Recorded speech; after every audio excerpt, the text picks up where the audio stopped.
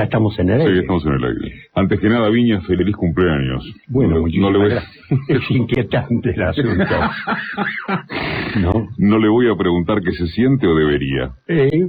Se puede, por lo menos se puede. Lo que hay que buscar es qué significación.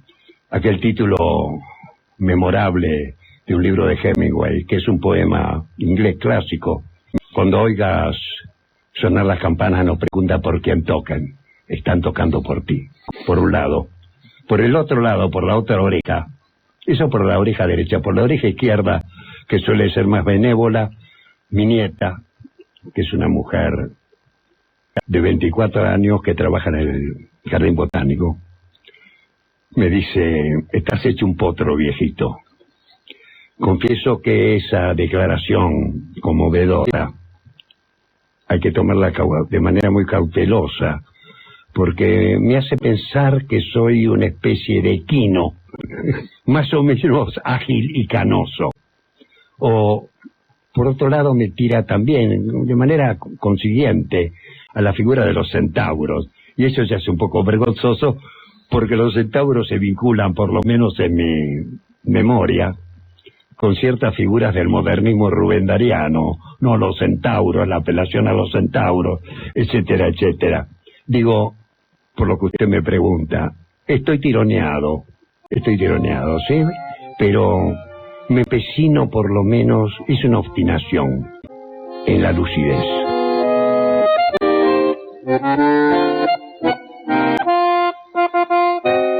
¿Qué es un intelectual? Es alguien que hace de la práctica crítica prácticamente el eje de su producción, de su vida, de su cotidianidad. Esto se ha ido disolviendo. Hoy, si yo tengo que hacer una lista de intelectuales críticos, tengo una especie de elenco estable, previsible, desde Osvaldo Bayer, León Rosiner y algunas personas más. El resto creo que han sido cooptados por el sistema a través de diversas mediaciones. Una de ellas, la más visible, la cosa televisiva, la gran difusión, etcétera, etcétera. Se han convertido en intelectuales orgánicos del sistema. El punto de partida parecería ser que yo tengo que hablar de literatura, pero mi concepción de la literatura no es una concepción precisamente formal, sino que a lo largo de muchos años ya, voy a cumplir 80 años, ¿sí? Como diría muy bien el teniente general Juan Domingo Perón, me protegen los derechos de la ancianidad. Sí, lo que no implica una especie de solicitud de benevolencia o de condescendencia, más bien todo lo contrario. Decía de la literatura en función de la responsabilidad que implica, porque si decimos literatura también tendríamos que recuperar una vieja definición del hombre. El hombre es un animal político. Si se le suprime lo político, termina en animal. Yo me preguntaría cómo ha sido recibido en esa zona militar respecto de la cual creo que estamos de acuerdo que está el repliegue.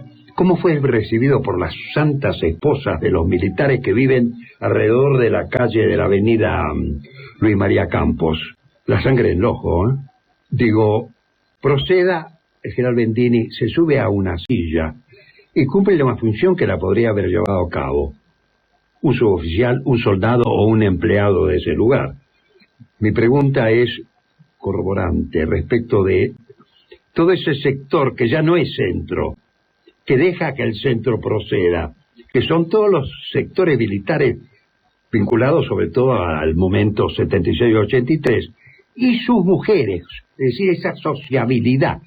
¿Cómo reacciona? Mi planteo sería, cuidado con la sangre en el ojo de un fascista. El gesto espectacular de Kirchner y la secuencia posible.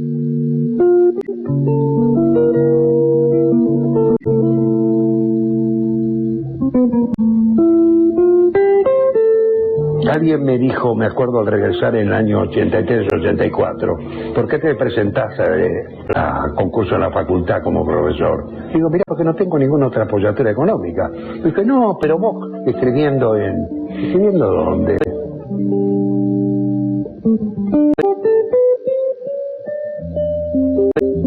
Creo que un punto de partida considerable para entender o por lo menos para plantear determinadas hipótesis de discusión que no sean convencionales, que es la influencia como modelo sobre la Argentina de los Estados Unidos.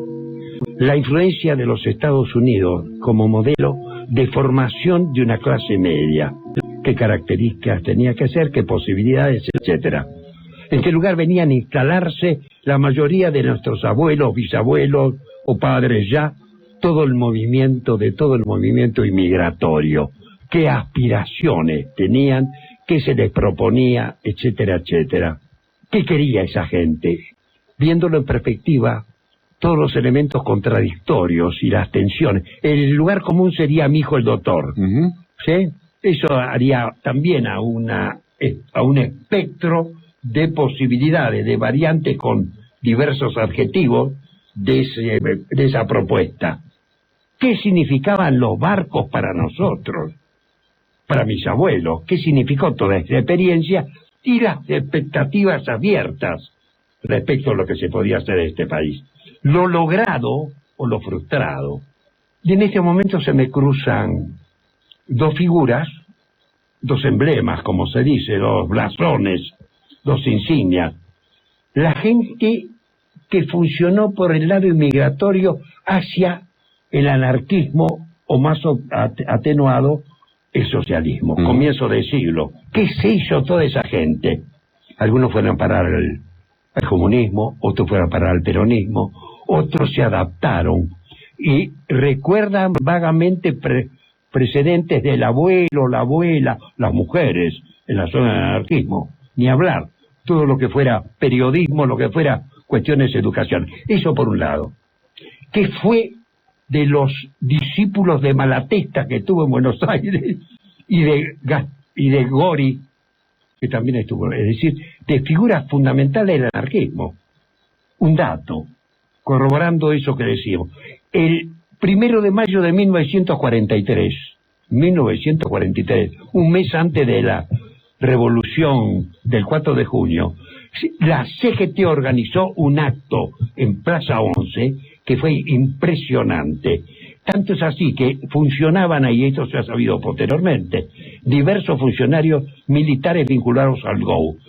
Y se escandalizaron. Claro, ahí estaba el modelo de lo que había pasado en España. Era una multitud roja, ¿sí?, que estaba en Plaza 11. Eso en el mes de mayo. En el mes de junio se hace la revolución que finalmente va a condicionar la emergencia de General Perón. Pues bien, ¿qué se hizo toda esa gente?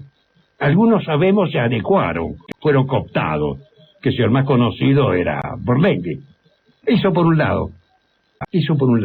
¿Qué pasó con toda esa gente en función de esos? ¿Y qué pasó por el otro lado? ¿Quién es el padre de Macri? Porque también viene de los barcos, ¿sí? ¿O vino en avión? No, vino con el hermano en barco. ¿En barco? Sí, vinieron los dos, Franco y no. Y que ahí la impregnación social cristiana se reprodujo en la Argentina, la doble orientación social cristiana con ese predominio, y de izquierda, anarca, comunista, socialista por el otro. Sería un interrogante. Está muy bien, pero en todo caso hubo dos tipos de barco. Hubo dos tipos de barco. Ajá. Gracias, Viñas. No, gracias a usted, querido. Feliz cumpleaños de vuelta.